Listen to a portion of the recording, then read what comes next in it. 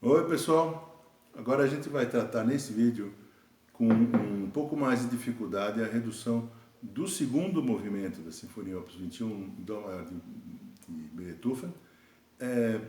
Aqui temos que utilizar muito mais alguns recursos do que vimos vendo no primeiro movimento, e aqui temos um pouquinho mais de complicações do ponto de vista pianístico, inclusive. Mas a primeira coisa que se faz, e como sempre é a mesma de sempre, é a gente utilizar a leitura lateral, né? Você vem para a leitura lateral, o começo dela, vê o orgânico e onde as coisas começam. Procurar imediatamente uma condução melódica e imediatamente onde está o baixo. Quando essas coisas acontecem na leitura, antes de começar a tocar, as coisas começam a funcionar mais rapidamente. Ou seja, você começa a perceber mais rapidamente o que vai acontecendo em seguida. O orgânico, como da primeira sinfonia, é o mesmo, né? Ele não muda em nada, então não precisamos nos preocupar com isso, só lembrar, e eu volto a lembrar, que na segunda, logo no segundo sistema dessa página, no terceiro e no quarto eu já não tenho mais o nome dos instrumentos, ok? Lembra que uma vez eu falei já para vocês, a gente precisa ter noção sempre da constituição da partitura, do jeito que ela é pensada, e mesmo nessa época ela não era pensada assim, mas essa maneira como está escrita agora é a maneira moderna, tá? Então nós temos hoje uma concepção moderna de partitura que é essa que está aqui arrumada, e temos que ter isso na cabeça. Quando você tem continuidade de linhas, veja, a continuidade de linhas do primeiro para o segundo sistema, vejam aí, o compasso 1, 2, 3, 4, 5, 6, 10, 11, 12. Do compasso 11 para o compasso 12, eu tenho uma continuidade do segundo violino, viola, violoncelo, do contrabaixo, tá?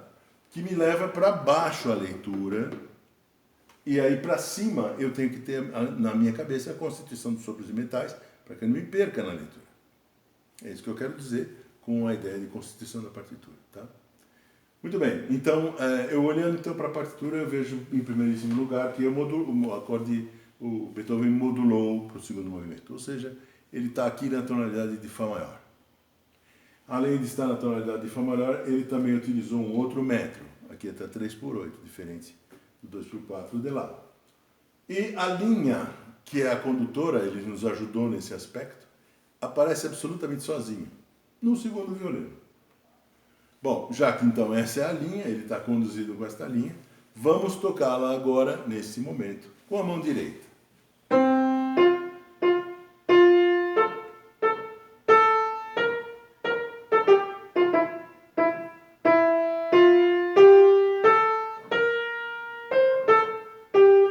Até esse compasso, tá? Compasso 7, né? 9, 8, 7, isto. Faço chamar a atenção da seguinte coisa, eu estou lendo com a dinâmica, ou seja, pianíssimo, que é uma coisa que, como vocês sabem, tem uma certa relação com uma série de coisas, né? Com o que veio antes, com o ambiente onde você toca, com o número de instrumentos, com as pessoas que estão em volta, com as e b's, mas de modo em geral é uma intenção. É algo que tem que ser muito suave. Mas além disso, o importante é, aqui eu tenho uma fraseologia definida, também marcada em termos de arcada. Um arco, staccato. Outro arco, staccato.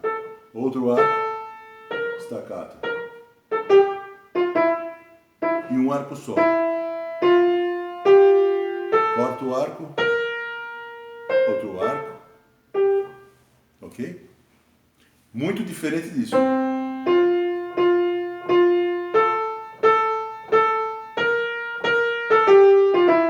Tá? Isso parece um hino protestante. Não.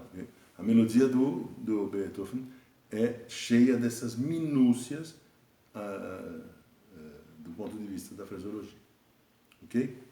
Então, essas minúcias, inclusive, vão ajudá-lo, porque isso é composicional, a construir o polifônico que vem em seguida.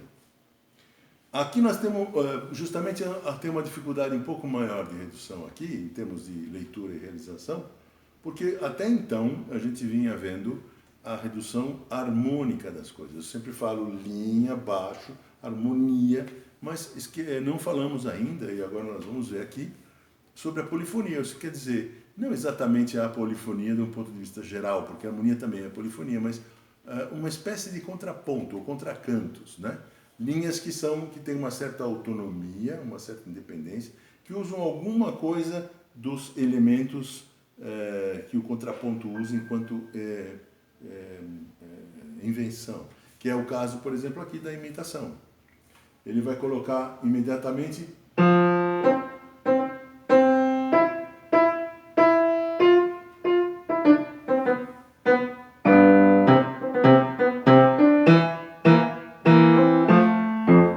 seguindo onde eu fui, faço novamente, sigam comigo. No compasso 10, 9, 8, 7, levar para o compasso 7, contrabaixos, violas, aliás, violoncelos e violas entram.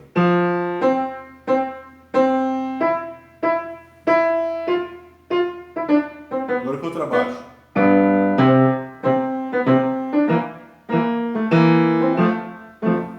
Ok? Então aí temos um problema. Como é que a gente faz para reduzir as coisas quando elas são polifônicas e temáticas como esta aqui? Aqui a gente faz uma pequena extensão do problema linha condutora. Eu tenho uma linha condutora que vai ser imitada, muito bem, eu passo para a imitação como um processo de redução fundamental. O resto tudo eu deixo para lá, porque senão eu não consigo realizar. Eu não tenho mão para tudo isso, não é? Então o que eu vou realizar é a ideia da condução melódico-temática, onde ela aparece com a imitação que ela aparece. Se eu consigo fazer mais, com a mão, mais imitações, mais junções, bem. Se eu não consigo, tudo bem. Eu faço aquelas que são necessárias, né? Então, nesse caso, eu vou mostrar para vocês. Começa o segundo violino, violas e contrabaixos dá para fazer porque estão na mesma altura. Aliás, violas e violoncelos. Quando entra o contrabaixo é que é o problema.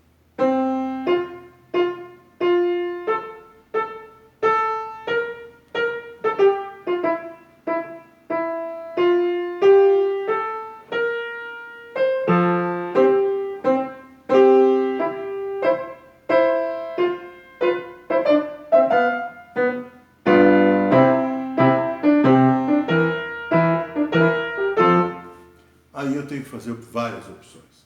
Eu fiz uma opção pela linha, pelas duas linhas, a do baixo, do violoncelo e do contrabaixo, e uma nota que me caracterizasse em outro lugar das madeiras, que me caracterizasse realmente a condução. Então o que eu fiz foi, francamente, pegar a linha de condução, tá? Então nesse caso eu tenho mão direita fazendo melodia, mão esquerda fazendo melodia contraponto, e o baixo eu volto com a mão direita fazendo... Onde está esse desenho? Esse desenho está aqui. No compasso 10 eu tenho, veja, aí ó, essas duas notas são viola e segundo violino,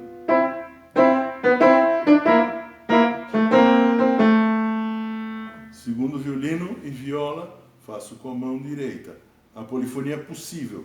Eu faço isso. E só. E aí eu faço o baixo. Né? Onde é possível. Tá? Ficaria então assim mais uma vez.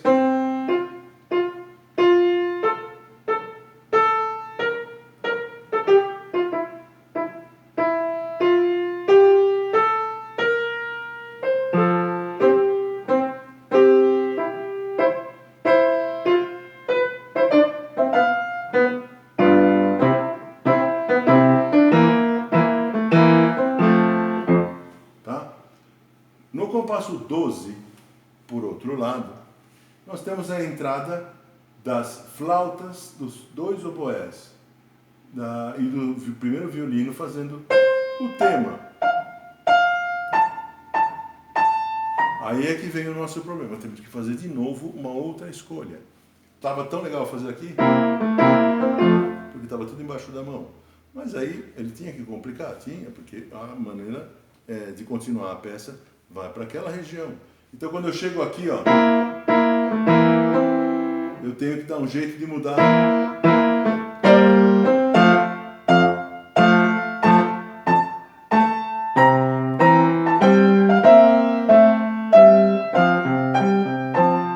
E aí para diante tem uma série de outras coisas acontecendo.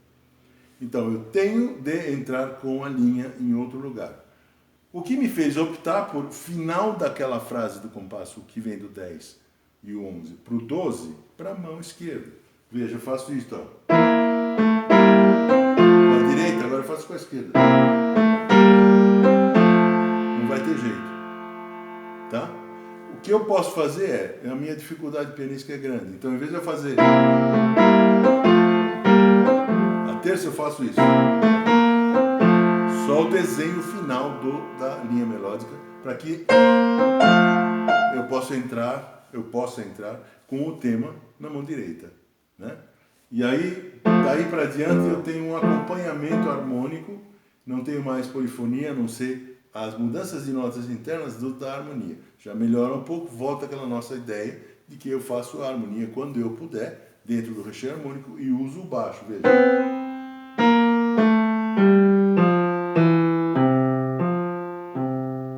Nesse momento, 12, 13, 14, 15, 16, 17, 18 adiante, a partir do 17 adiante, eu tenho um desenho harmônico que o Beethoven usa e que faz toda a diferença no movimento da peça. Seria interessante, mesmo não tendo dificuldades, aqui a dificuldade aumenta, é claro, mas seria interessante eu promover esse movimento de alguma maneira. O movimento está essencialmente nas violas e nos segundos violinos, né?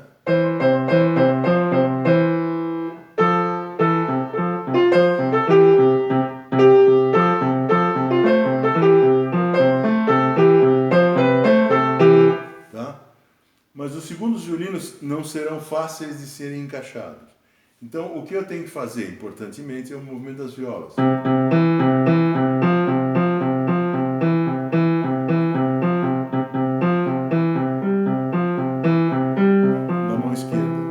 Assim.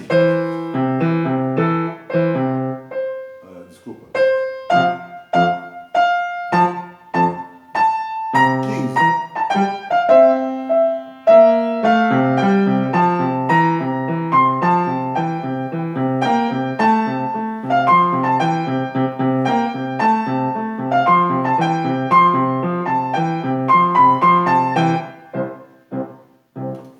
Tá? Movimento. Movimento é uma coisa importante para que a gente tenha continuidade da peça e também ele é importante no caso do andamento que você vai manter quando você fizer o trabalho de regência, o trabalho de manutenção da própria peça, do movimento da peça, né? Nós vamos ficar por aqui até esse compasso, até o compasso 20, né? Por enquanto. Um pouquinho adiante do compasso 20, até esse final. Com essas ideias. Pensem nessas ideias, procurem promover essas ideias. Depois a gente, quando formos nos encontrar, vamos falar a respeito delas e como a gente pode resolver alguns desses problemas de um ponto de vista da mão. E enfim, como se resolvem algumas coisas como polifonia. Ok? Até mais.